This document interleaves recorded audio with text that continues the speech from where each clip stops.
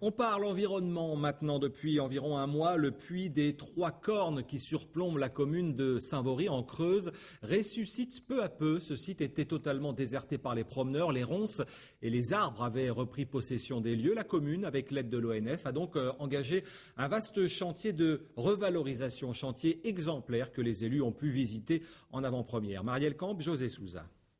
Messieurs les élus, suivez attentivement le guide et surtout ouvrez grand vos yeux car justement au puits des Trois Cornes, il y a enfin de quoi voir. On ne voyait plus rien, c'était un sentiment un peu d'oppression. Et là, on va se retrouver avec des points de vue, des vis-à-vis entre les cornes qui vont être intéressants. Cette partie sommitale est classée site archéologique, donc depuis 1943. Et donc depuis cette date-là, on n'avait pas envisagé des travaux de façon à ne pas détériorer ce site. Et puis petit à petit, on s'est rendu compte que les cornes n'étaient plus aussi apparentes dans un rayon de 10 km, même de la 145 lorsqu'on vient de la souterraine. Et donc par conséquent, il fallait prendre, comme on dit, le taureau par les cornes. Et même par les trois cornes, car il s'agit de remettre en beauté et en santé 8 hectares de sous-bois incrustés de rochers. Alors ici, point de tracteur destructeur, mais plutôt Neva, Mazour, Mélène et Rosie. Ces pros du débardage déblayent en douceur ronces et bois morts. Un chantier de 64 000 € conçu avec l'ONF et qui a demandé un an de préparation, du diagnostic des arbres au choix de ceux qu'il fallait sacrifier. Un choix d'ailleurs plus esthétique qu'académique.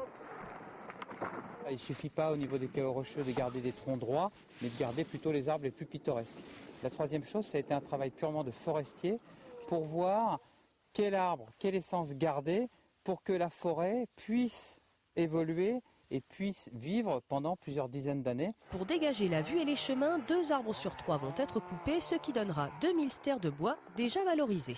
En amont, il y a eu tout un travail de contact des entreprises de transformation pour optimiser la vente.